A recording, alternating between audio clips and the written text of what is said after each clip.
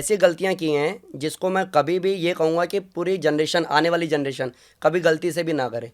मेरे को घुटने का ऑपरेशन तब हुआ, जो मेरे को ना यहाँ पे लाइक पद्मासन जब मैं लगाता था ना, ब्लेडर जैसा निकल आता था बाहर। तो उस समय मेरा, हालांकि सिरिंज से हुआ था वो, लेकिन मेरा घुटने का ऑपरेशन हुआ। मेरे को स्किन इन्फेक्शन इस तरीके का था कि अगर मिट्टी को मैं थोड़ा सा ऐसा घेर दूंगा तो मेरा स्किन यहाँ से उखड़ जाएगा। हाँ। अब इस स्थिति में आप ना ग्राउंड में जा सकते हो, ना खेल सकते हो, ना कुछ है। और मैंने कबड्डी खेला नेशनल, और ये अच्छा, सब योग की पावर है। और इसलिए कह रहा हूँ, अगर मैं योग में नहीं होता तो मैं बीमार होता। आप कहते हैं कि ये जो जयराम योग है या योगा सेंटर है, ये दिल्ली का नंबर 1 योगा सेंटर है। बहुत से लोग दिल्ली में योगा सेंटर चलाते हैं, आप नंबर 1 कैसे हैं? सर पहली चीज़, गूगल रेटिंग में हम टॉप पे रैंक कर रहे हैं, और ये अभी से नहीं कर रहे, हमेशा से कर रहे हैं। इवन जिन लोगों को मैंने देखा है, जब मैं प्रैक्टिस करता था पार्क में, मेरे पास सेंटर नहीं था, कोई बेस नहीं था, उस समय जिन लोगों ने सेंटर खोला हुआ था, उनसे ज़्यादा अच्छी गुडविल हम लोगों ने बिल्ड की है पिछले 10 सालों में। अभी 10th एनिवर्सरी हम लोगों ने सेलिब्रेट किया।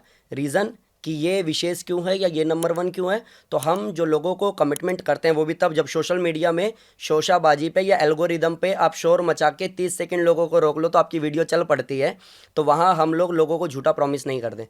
अगर मैं आपको कह रहा हूँ कि 45 डेज़ में मैं वेट लॉस ट्रांसफॉर्मेशन आपको दे सकता हूँ, तो मैंने वेट लॉस ट्रांसफॉर्मेशन दिया है उन लोगों को जिनको डॉक्टर ने बोला है मेडिकली आप अनफिट हो, आप वॉक भी मत करो। ऐसे लोग जिनको ब्रेन तक प्रॉपर ब्लड नहीं पहुँच रहा है, उसका प्रेशर या तो कम हो जाता है या बहुत ज़्यादा हो जाता है, तो वो फेंट हो जाती है। ऐसे ऐसे इंसान को, जिसको डॉक्टर बिल्कुल वॉक करने मना करता है, ऐसे लोगों को मैंने 45 डेज़ में ट्रांसफॉर्मेशन दिया है। प्लस जो ये कहता है कि डॉक्टर ने कहा है कि मेरी मम्मी की आंतें सड़ गई हैं और ये 3 महीने में मर जाएगी, उसको 1 महीने में रिपोर्ट नॉर्मल मैंने दिया है। तो डेफिनेटली मैं कह सकता हूँ जयराम योगा सेंटर नंबर 1 है और हमेशा रहेगा। आपका कॉन्फिडेंस ये बता रहा है कि मतलब आप गजब के व्यक्ति हैं, क्योंकि बातचीत में आपको लग रहा है कि जैसे आपने इन सारी चीज़ों को याद किया है। तो ये याद किया है आपने, या जो आपकी मेहनत है 13-14 सालों की, वो उसकी देन है ये? सर दोनों चीज़ कह सकते हो। याद मेरे को इसलिए है क्योंकि हर एक पल को मैंने जिया है। और मेहनत की आप बात करोगे तो मेहनत, मतलब मैं ये नहीं कह सकता हूँ कि मेरा कोई गॉड फादर इसमें था जिसने मुझे ये सारी चीज़ें सिखाई है, मुझे वहाँ से एक्सपीरियंस मिला। नहीं, मैंने धक्के खाए हैं, लात जूते खाए हैं, मार्केट में ऐसे सीनियर्स को मैंने फॉलो किया है जिन्होंने मेरे कई साल ख़राब किए हैं, और उसके बाद आज जहाँ मैं बैठा हूँ, तो मैं ये कह सकता हूँ इन सब चीज़ों का मिश्रण है कि आज मैं मनमोहन से मनमोहन योगी बन पाया हूँ। आइए कुछ चीज़ों बात करते हैं, वरना पब्लिक फिर इस बार कहेगी कि योग के गुरु तो लेकर के आए लेकिन योग पे नहीं बताया। किन किन बीमारियों पे आपकी पकड़ है, किन किन असाध्य बीमारियों को आपने दूर किया है, ठीक किया है? बेसिकली केस स्टडी के साथ बताइएगा कि हाँ, ऐसे कोई आया, उनकी ये स्थिति थी, उनकी ये रिपोर्ट, ऐसे बताइएगा पहले हमें। मैं मोटा मोटा बीमारी बता देता हूँ। हाँ। Sugar, BP, thyroid, cholesterol, eczema, paralysis, psoriasis, tumour, cancer, मैंने काम सब पे किया है। और सब लोग आज स्वस्थ हैं, और सबकी वीडियोस, ज़्यादातर वीडियोस मैंने यूट्यूब पे अपलोड कर रखी है, या फिर गूगल पे रिव्यू सेक्शन में लोगों ने मेंशन किया हुआ है कि इतने इतने महीने से ये प्रॉब्लम थी और ऐसे ऐसे ठीक हुआ है।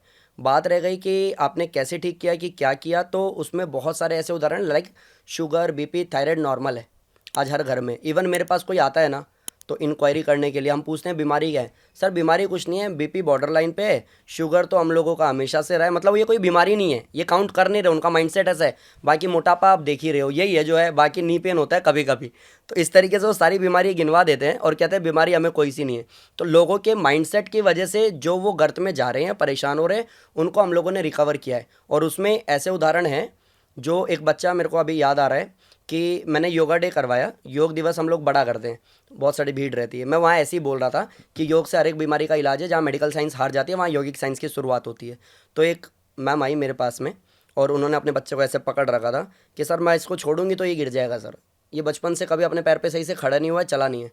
तो मैंने कहा प्रॉब्लम क्या है? प्रॉब्लम कुछ नहीं है सर, डॉक्टर कुछ पकड़ नहीं पाया, कोई नब्ज ब्लॉक नहीं है, कुछ भी, सेंसर वगैरह सब काम करते हैं, मसल सब ठीक है, आई डोंट नो क्यों, लेकिन इसका बैलेंस नहीं है। 1.5 महीने में, उसका वीडियो भी हम लोगों के पास में है, 1.5 महीने में चलने से लेकर के, और जिगजैग हम लोगों ने बच्चों की क्लास में बोतल रख दी। हमने कहा चलो अब ऐसे चलो, ताकि कंट्रोल करो, जैसे फुटबॉल खेलते हैं। और करते करते एक टाइम ऐसा आया कि 1.5 महीने में उस बच्चे ने दौड़ लगाया। इवन मेरा जो हम लोगों ने बर्थडे सेलिब्रेट किया था, तो उस स्टेज पे मैंने कहा कोई हाथ नहीं लगाएगा इसको, वो बच्चा दौड़ करके, मैं वीडियो आपको दूंगा, वो बच्चा दौड़ करके स्टेज पे चढ़ा। ये अचीवमेंट्स है हमारी, और ये वहाँ है जहाँ मेडिकल साइंस कहती है नहीं ये कुछ नहीं हो सकता। ये इम्पॉसिबल है। मैं कैंसर और लीवर सिरोसिस पे भी जानना चाहूँगा, क्योंकि ये दोनों ऐसी बीमारियां जिसको सुन के आदमी डर जाता है। लिवर सिरोसिस का मेरे पास में केस आया, और जो मैंने कहा ना वो आंतें ख़राब हो गई और डॉक्टर ने बोला, वो मैम मेरे पास आई तो मेरे को पता चला कि एक दिन में हम लोग एवरेज कितनी बार फ्रेश होंगे, अगर लूज मोशन हमें लगेगा तो कितनी बार फ्रेश होंगे, 2 बार, 2-3 बार। 3 बार, 4 बार, उसमें हमारी हालत ख़राब हो जाती है। कोई 5-6 बार हुआ तो उसको हॉस्पिटलाइज करो, पानी चढ़ाओ, हालत ख़राब है। वो मैम एक दिन में 35 बार फ्रेश हो रही थी। एंड ये मेरे लिए भी शॉकिंग था, क्योंकि मैंने फर्स्ट टाइम देखा था। मैं सेंटर से जा ही रहा था, स्टेयर से उतर रहा था, तो उनकी बेटी पकड़ करके ऊपर ला रही थी। तो उन्होंने बोला कि सर आप निकल रहे हो क्या, मैं आपसे मिलने आई थी। मैंने कहा हाँ जी बताइए। तो मम्मी की ऐसे, मैंने कहा आ जाओ ऊपर आ जाओ। कहती सर ऊपर नहीं आ सकती, ये इनकी स्थिति ठीक नहीं है। मैंने कहा आप लेके तो आओ एक बार। ऊपर लेके आया, सेंटर फर्स्ट फ्लोर पे है मेरा। तो वो रोने लग गई कि बेटा या तो मुझे बचा ले या मुझे मार दे। क्योंकि मेरी बेटी की शादी इसलिए नहीं हो रही क्योंकि ये करना नहीं चाहते, और करना इसलिए नहीं चाहते क्योंकि मैं ऐसे पॉइंट पे खड़ी हूँ, डॉक्टर ने कहा मैं 3 महीने में मर जाऊंगी। और वो लिटरली ये बोलते हुए रो रही थी।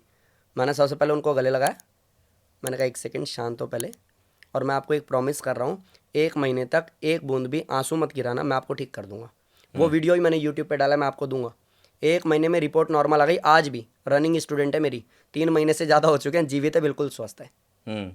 और अभी मैं पूछता हूँ कितनी बार फ्रेश होते हो, तो नॉर्मल व्यक्ति की तरह, जैसे दिन में 2 बार हम फ्रेश होते हैं वैसे ही वो 2 बार फ्रेश होती है। ये पॉडकास्ट देखने के बाद आपके पास भीड़ लगने वाली है। क्योंकि जिस तरह का आप दावा कर रहे हैं ना, ये अपने आप में एक बहुत अलग चीज़ है। एक सब्जेक्ट पे मैं बात करूंगा कि मैंने सुना कि आपकी लाइफ से जुड़ा हुआ है, क्योंकि मुझे भी प्रॉब्लम हुई थी और मुझे भी डॉक्टरों ने मना कर दिया था। उन लोगों ने कह दिया था। मैं अक्सर जब योग गुरु के साथ बैठता हूँ तो इस बात का जिक्र करता हूँ। लेकिन मुझे कैंसर का भी बताइए आप।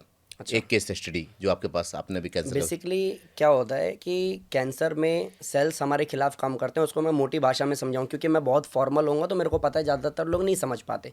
हम लोग बेसिक बातें करते हैं और बेसिक ही हमें समझ में आता है। मीन्स कि मैं एक फैमिली में रह रहा हूँ, वहाँ पे मेरे भैया हैं, भाभी है, 2 छोटे बच्चे हैं, मेरी माँ है, मेरे पापा हैं, मेरी वाइफ है, सब ठीक चल रहा है। मैं जा रहा हूँ, खाना खा रहा हूँ, सो रहा हूँ, उठ रहा हूँ, पार्टी फंक्शन कर रहा हूँ, जा रहा हूँ, फिर सो रहा हूँ। लेकिन स्टिल अभी कुछ ऐसा हो गया, मान लो मेरे घर में, कि जब मैं घर जा रहा हूँ तो मेरे खाने में मुझे जहर दिया जा रहा है। या कुछ ऐसा हो रहा है कि मैं मेरे घर जा रहा हूँ तो मेरा घर मेरे खिलाफ खड़ा है, तो अब मैं उस घर में शांति से सो नहीं पाऊंगा।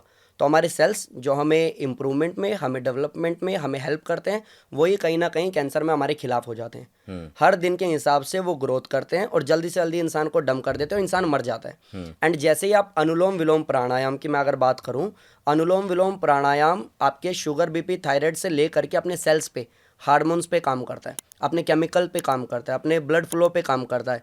और ये उस स्पीड को, जो बीमारी की स्पीड है उसको स्लो बनाता है। सेल्स के जो डेड सेल्स हैं उसकी स्पीड को स्लो बनाता है, प्लस जो वो मल्टीप्लाई होने वाले थे उसको स्लो बनाता है, प्लस हमारी स्ट्रेंथ को इतना गेन करता है, इम्यून सिस्टम को इतना मजबूत करता है कि वो हम 3 महीने, 4 महीने, 6 महीने के टाइम पीरियड से फाइट कर पाते और बाहर निकल पाते।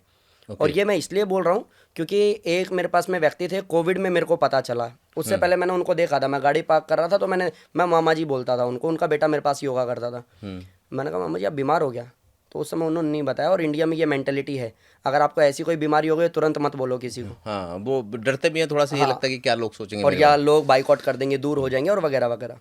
तो मैंने देखा, मैं गाड़ी पार्क कर रहा था, मैंने बोला मामा जी तबीयत ठीक है आपकी? क्योंकि वो 6 फुट का इंसान, हट्टा कट्टा इंसान, बिल्कुल पतला दिखा मुझे, तो मेरे लिए बड़ा शॉकिंग था। मैंने कहा ये मतलब ठीक है, हाँ हाँ बेटा। तो मैं समझ गया कि ये मेरे को टाल रहे हैं और मैं चला गया। उसके 10-12 दिन की बात होगी, मेरे को पता चला कि मामी यानी कि उनकी वाइफ मेरे घर पे आई है। मैं क्लास में था उस समय, मैं ऑनलाइन करा रहा था क्योंकि ऑफलाइन तो चल नहीं रहा था कोरोना के टाइम में। जब मैं घर पे आया तो मेरे को मम्मी ने बताया कि ऐसे ऐसे वो मामी आई हैं और उनके घर पे। मैं समझ गया कुछ तो पंगा है। अब जब उनको ये पता लग गया कि मेडिकल साइंस मना कर रहा है तो उनको लगा यौगिक साइंस ट्राई कर लेते। ओके। तो मैं उनके घर पे गया, मैंने देखा तो वो मामा जी मेरी रिस्पेक्ट बहुत करते थे। अभी हालांकि वो नहीं है, बट मैं पूरी कहानी आपको बताता हूँ। मेरी रिस्पेक्ट बहुत करते थे। जब मैं गया ना तो उन्होंने आर्मी वाला टी शर्ट पहना, सिर्फ मेरे को दिखाने के लिए कि बेटा तू कहता है ना कि योग में अगर हार नहीं मानोगे तो ठीक हो जाओगे, मेरे को ठीक होना है। और ये आर्मी वाला मेरा अपना ड्रेस है, मैं इसको पहन के बैठा हूँ, तो मेरे को ठीक होना है। वो नहीं बच सके क्योंकि उनका अंतिम स्टेज था। बट जो डॉक्टर ने उनको बोला था ना कि 1.5 महीने में ख़त्म, उनका पेट हर दिन इतना बड़ा हो जा रहा था, पानी भर जा रहा था। अब वो हर 2 दिन पे उनको पानी निकलवाना है, नहीं तो वो फट जाएगा इस स्थिति में। जब उन्होंने प्राणायाम शुरू किया, और ये मेरे लिए पहला एग्जाम्पल था, जो मैं हमेशा बोलता हूँ, कॉन्फिडेंस की बात करता हूँ, वो सब मुझे कभी ऐसा होता है कि प्रैक्टिकली देखने को मिलता है। मैंने जब उनको देखा कि हर 2 दिन पे उनको चीरा, अभी यहाँ लग गया, अब यहाँ लग गया, अब यहाँ लग गया, बार बार पानी नहीं, अब ख़त्म हो गया जी, अब कुछ जगह नहीं है, बची नहीं है, अब आप कुछ नहीं कर सकते। ऐसी स्थिति में मैंने उनको प्राणायाम कराया। जो इंसान बिल्कुल डेड बेड पे था, जिस दिन मैं गया तो उस दिन उनको तकिया लगा करके, सपोर्ट लगा के बिठाया जा रहा था। उसके बाद में लगभग 1 महीने टाइम पीरियड के बाद में उस इंसान को मैंने ऐसे देखा है कोरोना के टाइम में ही, कि वो गए हैं तो रूम में खुद झाड़ू लगा रहे हैं, खुद योगा मैट बिछा रहे हैं, खुद आकर के सीधे बैठ रहे हैं कि अब मनमोहन योगी आएगा तो मेरे को योग कराएगा और मुझे ठीक होना है। बट स्टिल उनकी कंडीशन इस लेवल तक जा चुकी थी, और ये मैं सबसे रिक्वेस्ट भी करूँगा।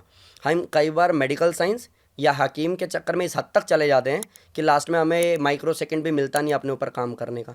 और लास्ट माइक्रो सेकंड जब हम हॉस्पिटल में होते हैं, वेंटिलेटर पे होते हैं, जब मरने की दशा होती है, तो डॉक्टर बाहर आके फैमिली को यही बोल रहा होता है कि अगर अब इन्होंने कोशिश की तो शायद कुछ हो जाएगा, नहीं तो हम कुछ नहीं कर सकते।